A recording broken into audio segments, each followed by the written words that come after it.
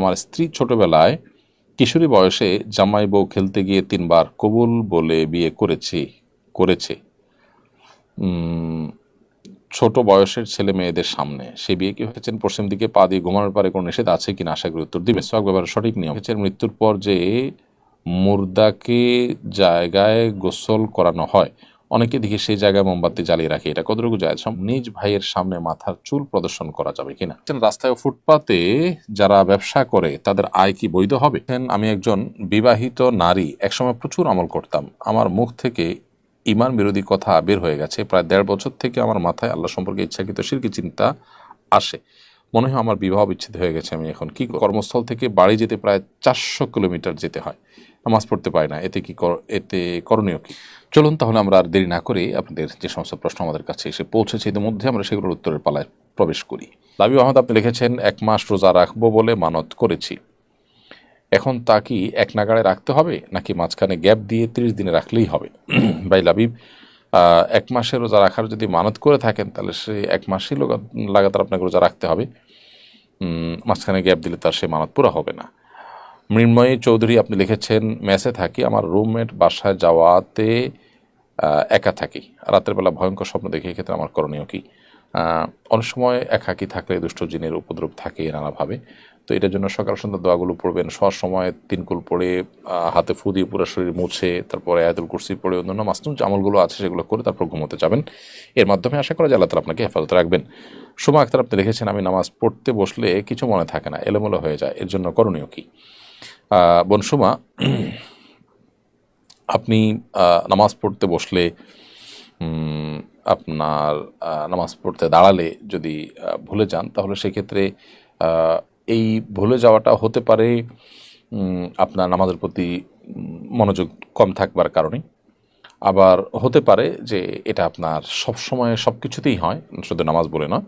যদি নামাজে মনোযোগের কারণে এটি হয়ে থাকে তাহলে নামাজে মনোযোগ সৃষ্টি করার যে উপায়গুলো আছে সেগুলো আপনাকে অবলম্বন করতে হবে। নামাজে কী পড়ছেন এটা বুঝে পড়বেন, একটু সময় নিয়ে নামাজ পড়বেন, ধীরে সুস্থ নামাজ পড়বেন, নামাজে মনোযোগকে নষ্ট করতে পারে সেরকম বিষয়গুলো থেকে দূরে থেকে নামাজ শুরু করবেন, ইত্যাদি ইত্যাদি। আর যদি আপনার এই ভুলে যাওয়াটা এটা আপনার প্রবণতা থাকে, আজকাল অনেক অসুস্থতার কারণে অনেকে এরকম ভুলে যান সব কিছু, তাহলে সেক্ষেত্রে আপনি আপনার জায়গা থেকে সাধ্য অনুযায়ী চেষ্টা করবেন। এরপর আপনি ভুলে গেলে ভুল কী ধরনের হয়েছে, কোন জিনিসটা ভুলে গেছেন তার উপর নির্ভর করবে আপনার বিধানটা। অতএব যদি রাকাত ভুলে যান তাহলে সেক্ষেত্রে তার জন্য আলাদা মাসআলা রয়েছে। তাসবিহ যদি ভুলে যান তাহলে সেটা তো ফরজ ওয়াজিব নয়, অতএব এটা নিয়ে ওয়ারিড হওয়ার কিছু নেই। কোন অংশটা নিয়ে ভুলছেন সেটার জন্য সংশ্লিষ্ট বিধান প্রযোজ্য হবে। এরপর এমডি জহুরুল ইসলাম জীবন লিখেছেন পশ্চিম দিকে পা দিয়ে ঘুমানোর পারে কোনো নিষেধ আছে কিনা আশা করি উত্তর দিবেন। বাহ্যিকভাবে তো কোনো হাদিসে বা কোনো কোরআনে কোথাও নিষেধ নেই, কিন্তু অনেক আমাকে ওটাকে আদবের খেলাপ মনে করেন, এর জন্য অ্যাভয়েড করতে পারলে ভালো।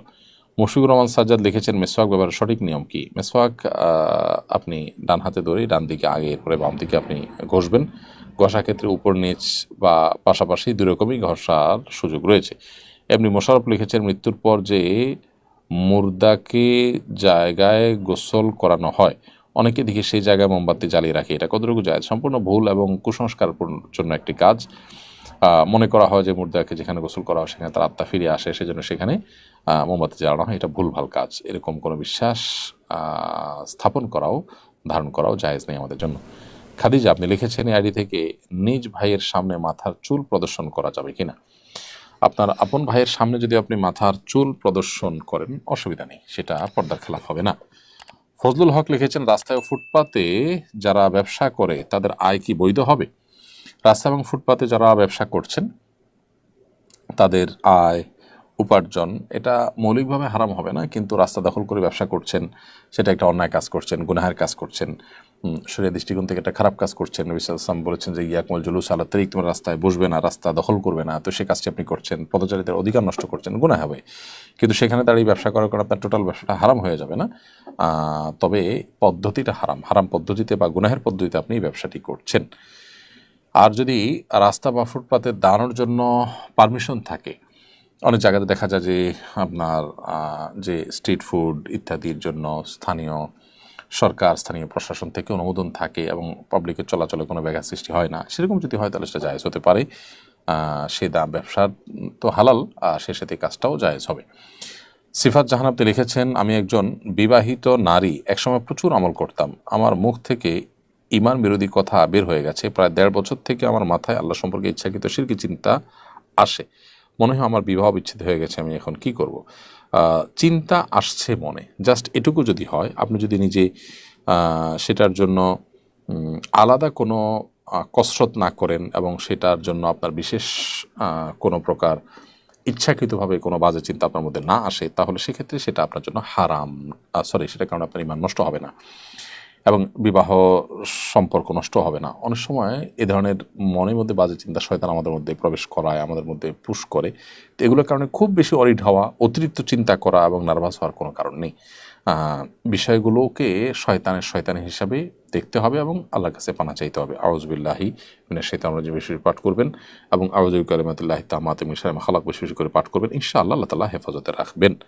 এমডি আলমগীর হোসেন আপনি লিখেছেন, কর্মস্থল থেকে বাড়ি যেতে প্রায় 400 কিলোমিটার যেতে হয়, নামাজ পড়তে পারি না, এতে করণীয় কি? কর্মস্থল থেকে বাড়িতে যদি আপনার 400 কিলোমিটার যেতে হয়, তাহলে সেক্ষেত্রে যাবেন, কিন্তু পথে আপনাকে সময়মতো নামাজ পড়তে হবে। যদি এমন কোনো জায়গা থাকেন যেখান থেকে আসলে আপনার যাতায়াতের কারণে নামাজ পড়তে না পারেন, নামাজে ব্যাঘাত সৃষ্টি হয়, তাহলে সেক্ষেত্রে সেখানে যাওয়া বা থাকা, সেখানে চাকরি করা, এই জিনিসটাই আপনার জন্য জায়েজ নয়। আমরা অনেক মুসলমান আছি যারা আসলে এই বিষয়গুলোকে একেবারে একেবারে গুরুত্বহীনভাবে দেখি এবং এই বিষয়গুলোতে আমরা যথেষ্ট অবহেলা করি। নামাজ একজন মুসলমানের কাছে এতটা গুরুত্বপূর্ণ যে তার নামাজ নষ্ট হলে সেই চাকরি তিনি করবেন না, যে চাকরি করতে গিয়ে নামাজ নষ্ট হয়। আপনার প্ল্যান সেভাবে করতে হবে যে আপনার নামাজটা ঠিক রেখে আপনি করতে পারেন, তাহলে সেক্ষেত্রে সেটা আপনার জন্য জায়েজ হবে। এরপর সিয়াম আব্রাহাম এআইডি থেকে আপনি লিখেছেন, আমার স্ত্রী ছোটবেলায় কিশোরী বয়সে জামাই বউ খেলতে গিয়ে 3 বার কবুল বলে বিয়ে করেছে ছোট বয়সের ছেলে মেয়েদের সামনে। সে বিয়ে কি হয়েছে? না, সে বিয়ে হয়নি। কারণ হলো দুজন সাক্ষীর উপস্থিতিতে আপনার প্রস্তাব এবং সম্মতি থাকতে হয়। আর ছোট বাচ্চারা তাদের নিজেদের বিয়ে শাদী দিলে সেটা শরিয়া দৃষ্টিকোণ বিয়ে শাদী হিসেবে গণ্য হয় না। এখানে অভিভাবকদের ইনভলভেশন থাকলে শর্ত সাপেক্ষে সেটি বিবাহ হিসাবে গণ্য হতে পারে।